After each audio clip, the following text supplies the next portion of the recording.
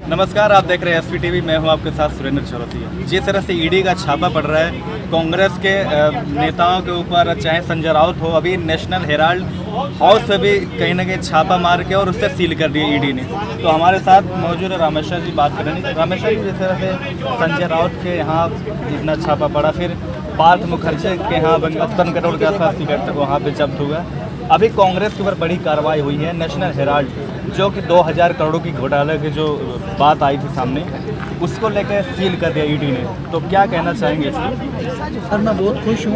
मैं चाहता हूँ इस देश में कांग्रेस मुक्त हो जाए भारत, और जो भी कांग्रेस को हाथ लगाएगा वो बर्बाद हो जाएगा। पार्थ चैटर्जी पे कैश पकड़े गए 55 करोड़। उनकी जो गर्लफ्रेंड थी, या कह लो कुछ भी था, और भी गर्लफ्रेंड है उनकी, उनके 2 फ्लैटों पे 55 करोड़ से ज़्यादा रिकवरी हो चुकी है। और 4 फ्लैट और भी ये बता रहे हैं, और भी गर्लफ्रेंड है उनके, और भी फ्लैट है। और पार्थ चैटर्जी ने कहा अगर मुझे फंसवाने की कोशिश करेंगी ममता बनर्जी तो जल्द मैं खुलासा कर दूंगा कि पैसा किसका है।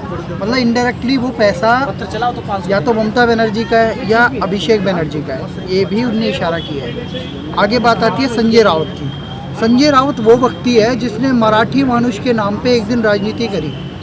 एक वक्त पे शरद पवार के ईडी ने बुलाया, ईडी या सीबीआई ने बुलाया था। और जब ईडी सीबीआई के अधिकारी वहाँ बैठे थे, वो टाइम फ्रेम किया था भाई इस टाइम पहुँचना है, तो संजय राउत ने कहा था सारे मराठी लोग रोड पे उतर जाएंगे, किसी सेंट्रल एजेंसी की औकात नहीं है महाराष्ट्र में आके हम पे कोई हाथ लगा दे, हम मराठी मानुष है। अरे चोर चोर होता है, वो मराठी, बंगाली या हिंदू या मुस्लिम नहीं होता। तुमने चोरी करी है, अगर उससे इंक्वायरी करने जा रहे थे, तुमने ऐसा कॉमनल रंग क्यों दिया? मराठी मानुष के नाम पे उनकी पार्टी के कार्यकर्ता रोड पे उतरे, हल्ला गुल्ला किया, शरद पवार जी से इंक्वायरी नहीं हुई। फिर हुआ क्या है, उसके बाद एमडीए सरकार बन गई। अब बताया जाता है शरद पवार का एजेंट है। संजय राउत को टारगेट मिला था शिवसेना को समाप्त करने का, क्योंकि बीजेपी के साथ गठबंधन में था। शरद पवार पे तो थी इंक्वायरी, वो होएगा केस, लेकिन सबसे पहले ये लपेटे में आ गया जो इन्होंने गरीबों का 1024 करोड़ के आसपास का पैसा और धन खाया, या वो बिल्डिंग का जो चौल है उसमें वो पकड़ा गया। इसकी 1000 करोड़ की संपत्ति पहले जब्त की गई है। अरेस्ट कब किया गया है? अरेस्ट कब किया गया है? जब पहले इंक्वायरी करी उससे और उसके बाद उसे अरेस्ट किया गया। पहले उससे पूछा गया। पर एक बात बताइए कि ये जो कार्रवाई हो रही है वो क्या सारी की सारी कार्रवाई विपक्ष में होगी? बीजेपी के जितने राज्य हैं, जैसे गुजरात में ड्रग्स पकड़े गए, तस्करी हो रही है, ये सारे पे कब कार्रवाई करेंगे? देखो, चोर तो बीजेपी में भी प्राप्त होंगे, और ये विपक्ष वाले एक बार एफआईआर तो करें। सर, दिक्कत कहाँ आ रही है पता है? सोनिया गांधी पे जो कार्रवाई हो रही है वो हो रही है सर 2013 में उन पर एफआईआर दर्ज कराई गई थी नेशनल हेराल्ड की। कांग्रेस की सरकार थी, डॉक्टर सुब्रमण्यम स्वामी ने करवाई थी। पटियाला हाउस कोर्ट के जज साहब ने उन्हें जमानत दे रखी थी। आज तक भी बेल पे घूम रहे थे वो। बैलगाड़ी भी इन पे टिप्पणी की थी नरेंद्र मोदी जी ने सूरत से। ये बेल पे घूमने वाले लोग, आप सोचो हमारी जो सर जुडिशियल सिस्टम है, 9 साल हो गए, 9 साल बाद ईडी ने उन पे इंक्वायरी करी और ताला लगाया। एफआईआर हुई तभी तो कार्रवाई हुई। गवर्नमेंट के पास इतना पावर नहीं कि बिना एफआईआर के किसी की वो चेक करा सकते हैं? नहीं करा सकते। अगर बीजेपी में तो ऐसा नहीं है कि जो आए हैं, जो दूध के धुले हुए निकले कांग्रेस से, गंगा ना लिया। नहीं तो फिर आपके ये जो आपने बोला बिना एफआईआर, तो फिर अब विपक्ष वाले भी सवाल उठाएंगे ना कि ये सरकार मार आरोप लगाते ही, अब जैसे आप खड़े हो, आप पे आरोप लगाते अरेस्ट हो जाएगी क्या? आरोप सर, आरोप जो फ्रेम किए जाते हैं वो रिटर्न में होते हैं, एफआईआर दर्ज होती है, कोर्ट में केस दर्ज होता है, देन वो आगे बढ़ता है। ठीक है, ये प्रोसेस चलता है। लेकिन हमारा जुडिशियल सिस्टम, मुझे लगता है हर केस में जो नेताओं पे हो या कोई भी एफआईआर दर्ज, उस पर तुरंत उन पे एसआईटी गठित की जाए, फास्ट ट्रैक कोर्ट में उनकी इंक्वायरी हो और कार्रवाई हो, चाहे वो बीजेपी हो, कांग्रेस हो, टीएमसी हो, कोई सी भी पार्टी हो, जेडीयू, आरजेडी, कोई भी हो, लेकिन तुरंत कार्रवाई नहीं, क्योंकि नेता है, इनकी अकाउंटेबिलिटी बनती है। 9 साल तक मोदी जी बोलते हैं कि लोकतंत्र में विपक्ष मजबूत होगा। तो हैरानी की बात है कि वही मोदी जी और वही अमित शाह विपक्ष को कमजोर कर रहे हैं, उन्हीं के नेताओं को डराने की कोशिश कर रहे हैं। अगर आप 2014 से जीते हुए हैं, आज 8 साल बाद कार्रवाई क्यों कर रहे हैं? शुरू में कार्रवाई सर ये मोदी जी कार्रवाई नहीं कर रहे हैं, एजेंसियां कार्रवाई कर रही हैं सर। दिक्कत यहाँ आ रही है, एजेंसी कार्रवाई करे। गवर्नमेंट तो उनके सर गवर्नमेंट पे आरोप लगेंगे। जब कांग्रेस की सरकार थी तो कांग्रेस पे कोल घोटाले का आरोप लगा, 2G का घोटाले का आरोप लगा। सर 3WG कब हुआ? कांग्रेस के काल में तो हुआ। UPA 1 UPA 2 2010 में हुआ था। CWG कॉमनवेल्थ घोटाला जो अभी भी चल रहा है, जिसमें गोल्ड मेडल जीत के आई मीराबाई चानू। सर सोच के देखिए, FIR उन पे हुई तभी तो वो जेल गए। शायद शीला दीक्षित थी, आज दिल्ली में सरकार बनी है। केजरीवाल आरोप लगा लगा के देखो कहाँ से कहाँ पहुँच गया। बात यह है कि FIR दर्ज हुई कांग्रेस टाइम पे भी कांग्रेसियों पे हुई, और कांग्रेस के बाद बीजेपी सरकार रही है, मोदी राज में भी इन्हीं पे FIR दर्ज हुई। चुनावी प्रोपेगेंडा है कि अरे क्या नाम है, सोनिया गांधी और उनको मतलब एक तरीके से प्रोपेगेंडा है, हल्ला गुल्ला मचा के क्या ये फाइल बंद हो जाएगी? लेकिन आपकी बात एक आप लोग या विपक्ष या जब ये विपक्ष ये आरोप क्यों लगता है कि बार बार CBI पे ED पे किया तो इनकी है या सर CBI तो तोता थी कांग्रेस के टाइम पे भी। पार्टी वाइज आप क्यों जोड़ देते हो? मैं कह रहा हूँ जैसे कि महाराष्ट्र में शिवसेना के शिंदे की सरकार बनी, बनते ही संजय राउत गए और कार्रवाई करवाई है ना। और फिर अभी एक उन्हीं पे आरोप लगा था तो कोर्ट ने कहा है ED को अरेस्ट करने की भी इजाज़त है। ED को और पर लग गया, अब वो अरेस्ट भी कर रहे हैं और रिकवरी भी कर रहे हैं। ये सब काला धन है जो मोदी सरकार ने जब 2014 में आ रहे थे काले धन की एक बात की थी।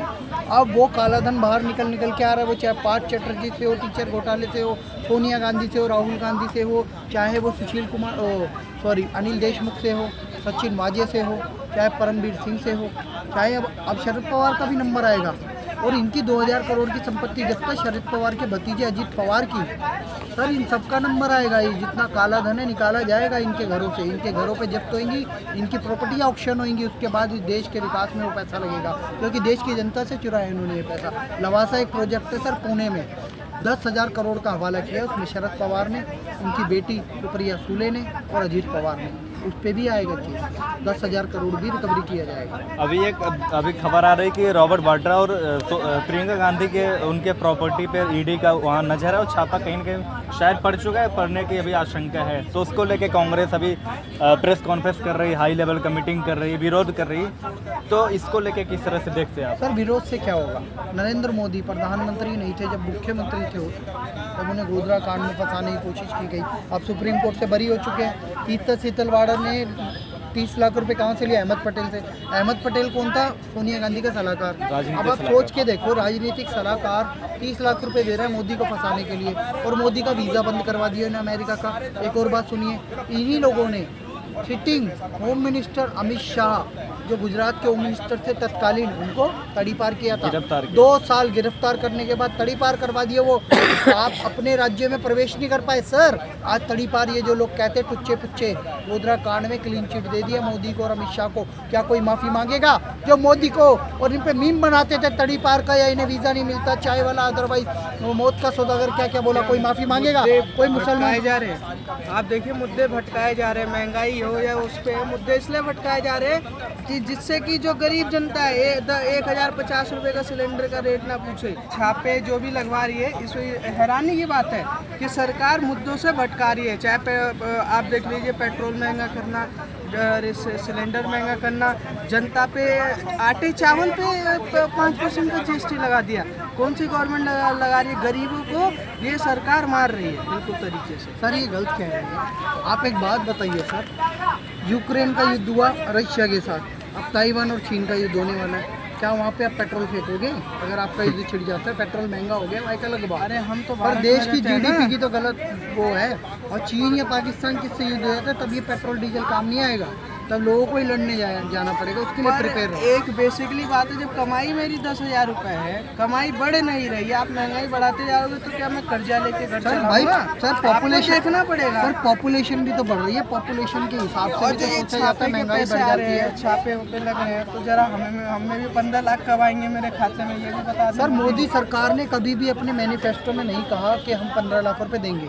वो एक चुनाव प्रचार के दौरान उन्होंने कहा था कि विदेशों में इतना काला धन जमा है कि अगर वो वापस आता है तो भारत के प्रत्येक नागरिक को 15 लाख रुपए मिल जाएंगे।